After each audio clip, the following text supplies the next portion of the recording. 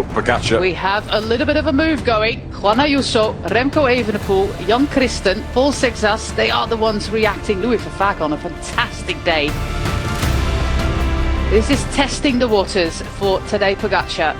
76 kilometers to go. Who can even follow on the steeper gradients here of the Mur de Cornas, in between the vineyards of the Cornas AOC? Will we go down to a battle of two already? Ayuso seems to be in a spot of trouble. And Louis Vervaeke tries to make it across to help his teammate out, to help Remco Evenepoel out. But this, I think we are going to get down to a battle of two. What can Paul Sexas still do? Trying to bridge across there. Ayuso on the wheel of Paul Sexas. I think this is the moment, John. We still have 5 kilometers of climbing here on the Saint-Romain-de-l'Air climb. Of course, like you explained, John, the first 2 kilometers, called Mur de Cornas, in between the vineyards where we are right now, is the steepest part. But we still got 5 kilometers of climbing to do. Ooh. And he leaves Remco Evenepoel behind. 75 kilometers to go, and that was a big sigh there by John Mould. 75 kilometers to go, and Tadej Pogačar, he slaloms in between the motorbikes and then leaves Remco Evenepoel behind.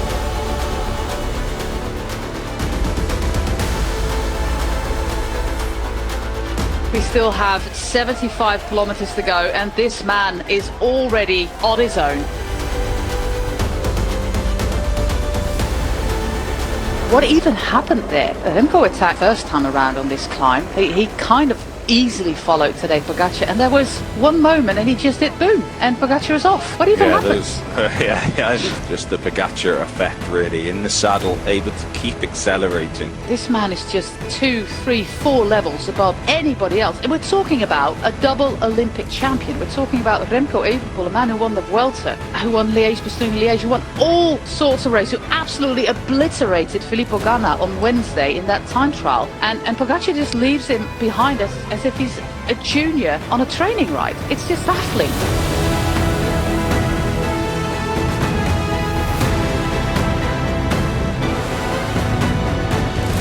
Able just to really just go, and when he goes, he doesn't look like completely out. He's not full gas. It doesn't seem like that, but you can see the acceleration when he's in the saddle. And he's able just to hold that effort for so much longer than a lot of other riders. From the saddle, even. He attacks from the saddle.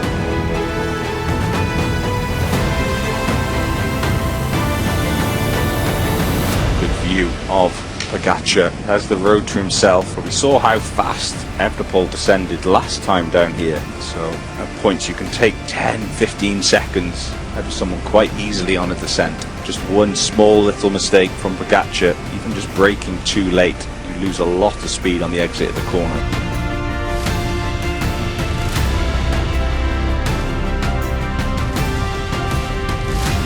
"34 seconds for this remarkable man from Slovenia, Tadej Pogačar. He's got 34 seconds on 4 riders, including Remco Evenepoel. Pogačar, but the best way of solving isolation is attacking and isolating all your other rivals, and that's exactly what he went and did. This is a man that we should be very happy with. He's an absolute phenomenon. He's on his way to equal the record of Eddy Merckx, or maybe he's already surpassing it in his versatility. He's an absolute asset to the sport. He is bigger than the sport itself. So Pogačar is a fantastic athlete.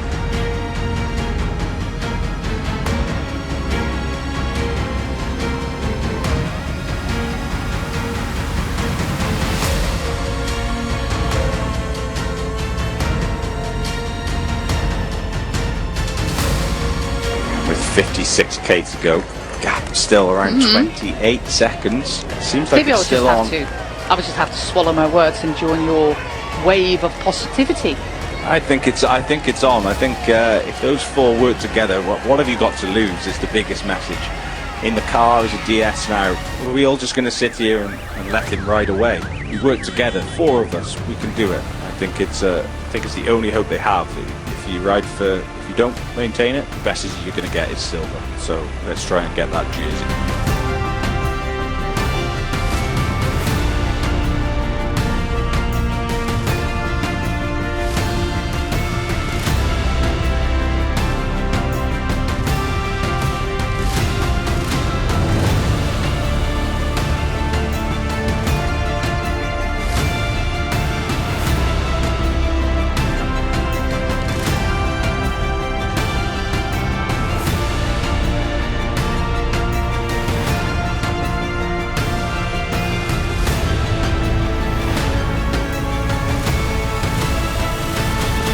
This man, well, next year we're in Montreal.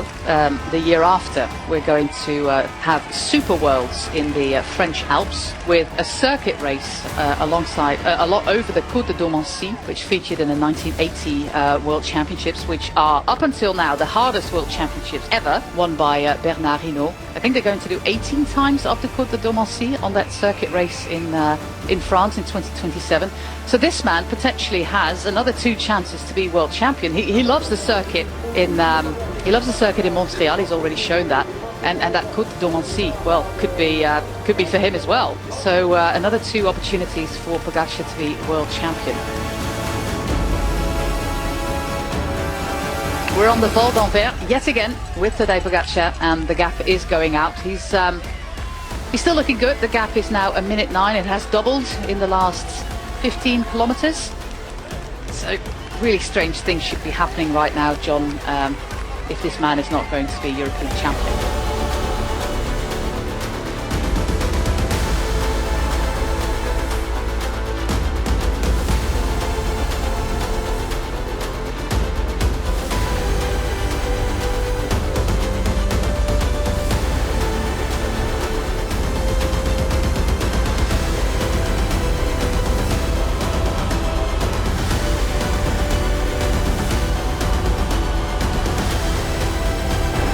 Look at how big of a gear Tadej Pogačar is on, even on the descent here. He's not 100% sure himself either. He needs to keep on pushing for the next 21 kilometers. It's absolutely not the time just yet for Pogačar to sit back, take in the wonderful view there on the Rhone and on Valence, and no, he still has to fight another 20 kilometers.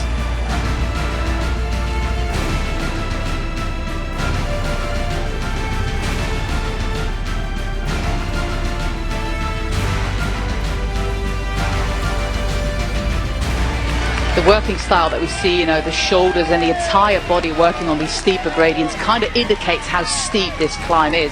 We're talking double digits at this point, and we can see it because he's almost all the way to the smallest gear. He's got 1 left. Still 1 minute. The gap from Pogačar to Evenepoel, the penultimate time of this climb.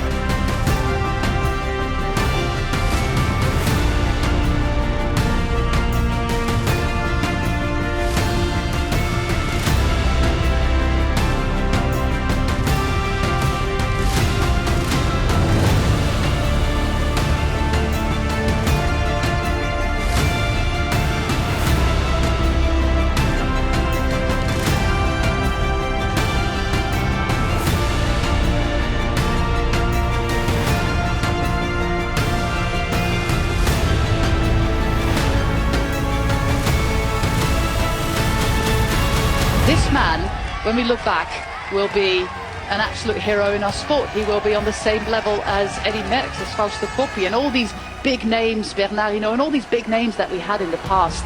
And we can actually enjoy what he's doing right now. But there will be young guys coming up right now who are going to rival him in the near future.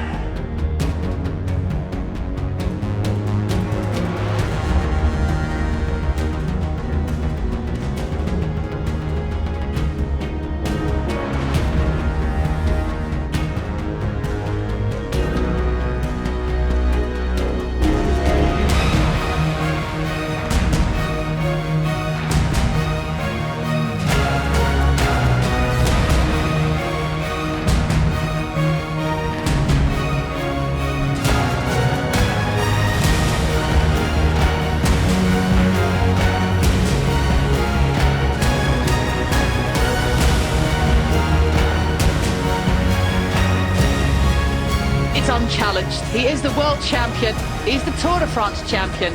He's the European champion. He is a phenomenon. And his name is Tadej Pogačar. Well done. Bravo. A 75-kilometer solo today for the man from Slovenia.